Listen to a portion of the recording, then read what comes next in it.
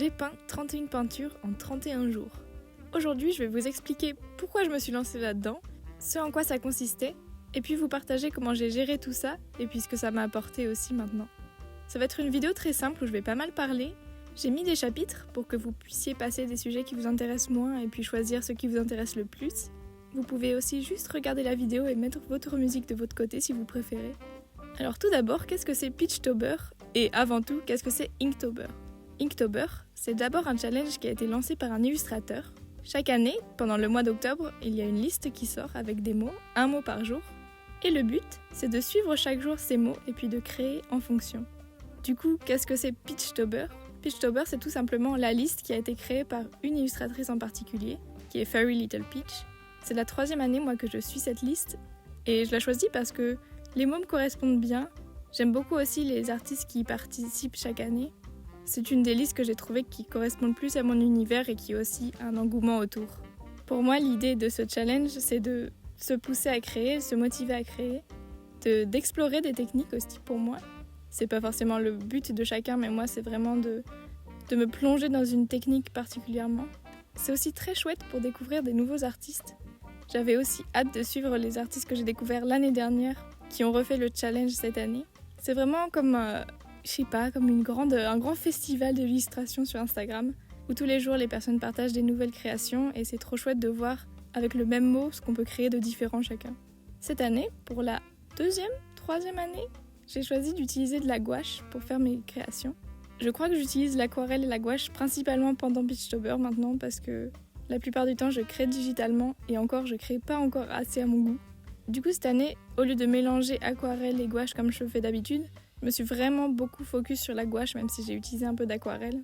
Cette année aussi j'ai acheté des nouveaux tubes de gouache parce que je me sentais un peu limitée par les anciennes qui me plaisaient pas trop. Par exemple quand je faisais des aplats de couleurs, ils étaient toujours un peu granuleux, un peu j'ai envie de dire, c'était pas très couvrant. Du coup cette année j'ai acheté quelques tubes, j'en ai acheté juste pour 3 couleurs, du noir, du bleu et du jaune je crois. Et vraiment je vois la différence de fou. J'avais que de la gouache fine et là c'est de l'extra fine et vraiment la différence est vraiment majeure. J'ai aussi utilisé un peu des crayons de couleur et je crois que c'est tout. Pour un peu agrémenter le challenge aussi je me suis fixé des contraintes. La première c'était que je voulais que chaque illustration raconte une histoire, qu'elle fasse vraiment partie d'un univers, qu'on puisse imaginer un peu le récit qu'il y a derrière. C'est-à-dire placer des personnages dans un décor qui est réfléchi, peut-être en train de faire des actions, ou vraiment comme si c'était une photo prise d'un moment particulier. J'avais vraiment envie de faire ça pour me pousser à faire des fonds, des décors et à réfléchir un peu plus ce que je faisais. Deuxième contrainte, c'était que je voulais pas qu'il y ait de fond blanc. Je voulais vraiment faire des fonds à chaque fois, même si c'était un fond qui était peint dessus. Parce que l'année dernière, j'ai remarqué que j'allais beaucoup faire des choses très simples où il n'y avait pas de fond et je trouvais que ça enlevait quelque chose. Du coup cette année j'ai exploré ça. Et parce que apparemment c'était pas assez, j'ai aussi chaque jour, en faisant mes posts Instagram, j'ai écrit une petite histoire comme une petite nouvelle pour accompagner mes posts.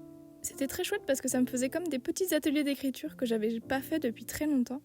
Je sais pas si ça a vraiment apporté quelque chose de fou, mais moi ça m'a vraiment plu de faire ça. Et en montant mes reels pour les poster sur Instagram, sur TikTok, du coup, je crée une voix off avec l'histoire que j'ai écrite et ça me plaît beaucoup. J'ai pas fini encore, mais j'espère que je vais le faire un jour. Au moins avec mes préférés quand même. Mais ça prend vraiment beaucoup de temps, donc voilà, pour l'instant, c'était vraiment pas ma priorité. Mais j'aimerais bien le faire quand même, parce que j'ai filmé presque toutes les illustrations que j'ai faites. Forcément, de faire un challenge de cette ampleur, ça demande pas mal d'organisation et de savoir comment je vais gérer tout le long du mois.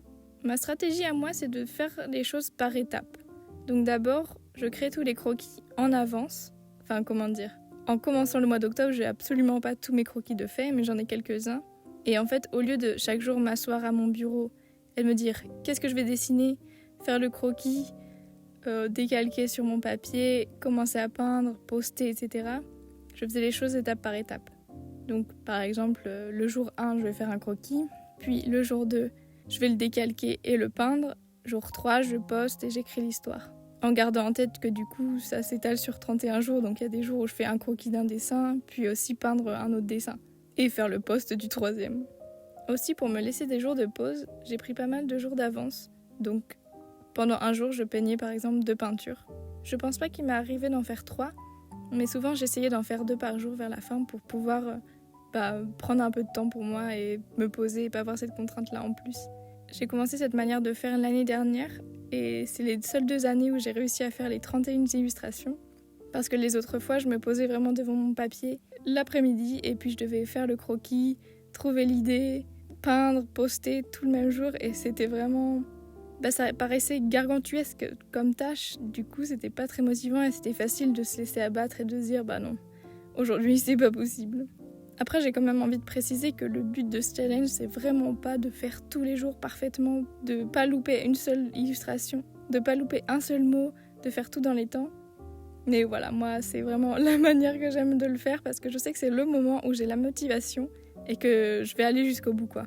Mais c'est totalement possible dans ce genre de challenge de faire que quelques jours, genre 1 jour sur 2, ou de le faire en décalé, ou de prendre son temps, ou même de faire des choses beaucoup plus simples que je fais moi quoi. Pour faire les croquis des illustrations, je travaillais toujours sur mon iPad parce que c'est clairement un gain de temps immense, parce que je pouvais ensuite directement décalquer sur un papier en utilisant mon iPad comme table lumineuse, et du coup, c'était beaucoup plus simple parce qu'on sait que quand on fait un croquis, ça prend toujours plus de temps sur papier parce qu'on peut pas juste redimensionner une partie, refaire une autre, effacer de manière simple. Et du coup sur l'iPad c'est vraiment... Si j'ai un conseil à donner c'est vraiment ça, de travailler digitalement si c'est possible. Même si c'est juste, si vous n'avez pas d'iPad mais d'une tablette graphique, de le faire sur l'ordinateur, de l'imprimer et de le décalquer. Pour moi ça fait gagner beaucoup de temps parce que c'est beaucoup plus simple de gérer le croquis comme ça. Mais faire Pitchtober ou n'importe quel challenge Inktober, ça vient quand même avec pas mal de défis. Le plus difficile pour moi, je pense, que ça a été de trouver les idées qui me plaisent. C'est-à-dire que des fois j'avais des idées mais je trouvais pas que ça rentrait dans mes contraintes ou que ça collait pas totalement à mon univers. Parce que quand je trouve une idée, j'ai tout de suite une image de ce qui est faisable ou pas et de ce que ça pourrait donner, et je sais qu'il y en a, ce sera impossible pour moi de le faire de manière qui me plaise et qui correspond à mon univers. Et du coup, souvent, c'était assez difficile de pas avoir le temps de vraiment travailler les idées et du coup, de devoir un peu bâcler et de devoir faire des choses qui sont pas totalement ce que j'aimerais faire. La contrainte de raconter une histoire aussi, elle était assez intéressante, mais des fois, ça m'a pas mal bloquée parce que je pouvais pas juste faire des choses jolies. Il fallait aussi qu'il y ait tout comme un contexte derrière et c'était assez compliqué. Je crois pas que le médium de la gouache a été vraiment une difficulté cette fois-ci. Je pense que l'année dernière, j'ai fait le plus gros de l'apprentissage. Et cette année, c'était plus de savoir comment moi je veux l'utiliser, comment m'amuser avec, quelle palette de couleurs travailler aussi. C'est un peu compliqué quand on est habitué à tout faire en digital. On peut pas trop tester les palettes de couleurs, donc c'est pas toujours évident, mais j'aimais bien le processus quand même. Tout à l'heure, je disais que j'ai filmé presque toutes mes illustrations, tous les processus. Et je crois que j'en ai loupé, laissez-moi compter, le 26, le 27, le 28, le 29 et 30. Donc j'en ai loupé 5. Et ça, c'est à cause du plus grand défi qui m'est arrivé, peut-être de ma vie, mais par rapport à ce challenge, c'est que j'ai perdu mon chat très brutalement le 24 octobre. J'avais déjà pris de l'avance, donc j'avais déjà peint le 24 et le 25. Donc j'ai eu 2 jours où je me posais beaucoup de questions, si j'allais continuer, comment, parce que ça faisait déjà quelques jours que j'avais des doutes. J'étais plus très contente de ce que je faisais et je me demandais si ça valait vraiment le coup de me mettre autant la pression.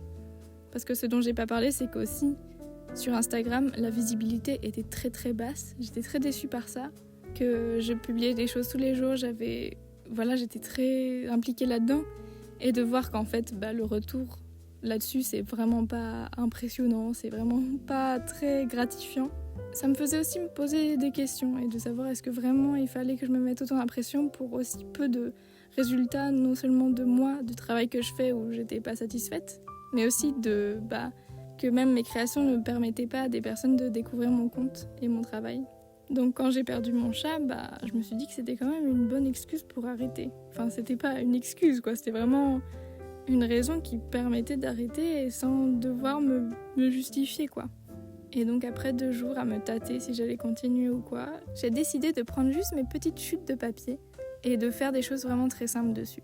Donc les contraintes, elles ont disparu à ce moment-là. Le premier jour, j'ai juste pris une photo de référence et dessiné un paysage qui me plaisait bien avec des couleurs que j'aimais bien. Ça n'a pas été facile du tout, ça faisait 2 jours que j'avais perdu mon chat et en fait, on sait tous, c'est très compliqué comme période. Mais c'est vraiment un moment qui m'a permis de me poser, même s'il y a eu des moments de craquage, J'étais posée là, je regardais mon image de référence, j'avais seulement à regarder ce qui était là, à la retranscrire sur mon papier. Et je crois que ça m'a vraiment plu et ça m'a motivée à continuer les autres jours. Donc pendant les 3 jours d'après, j'ai aussi juste réutilisé mes chutes de papier, où j'ai peint des choses beaucoup plus simples. J'ai pas pris autant de temps à peindre, j'ai pas fait mes croquis préalables, j'ai juste peint comme ça.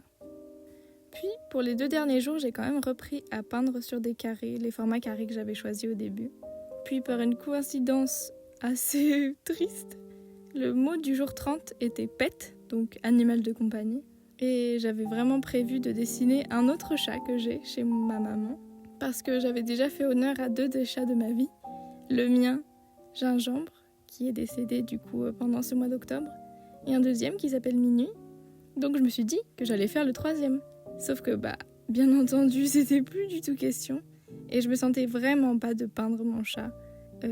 Ça aurait été trop difficile pour moi de fixer une photo de lui, de penser à lui pendant toute cette peinture.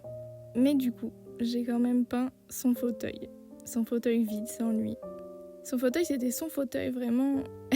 Il était assorti dans son fauteuil, on rigolait qu'il avait été fait pour lui et que quand il était dedans, on le voyait plus tellement il avait la même couleur. Si vous avez perdu aussi un animal de compagnie, vous pouvez savoir à quel point l'endroit où il dort tout le temps, ça devient vraiment très très vite après qu'il soit parti. Et même maintenant, on ne s'assoit plus dans ce fauteuil du tout. Donc j'ai peint son fauteuil vide. Puis le jour d'après, vous pouvez voir tout le processus dans ma dernière vidéo. J'ai peint une autre peinture que j'ai à nouveau filmée. Et j'ai trouvé que c'était une belle manière de finir parce que cette illustration me plaît beaucoup, elle me parle beaucoup et j'aime beaucoup les couleurs.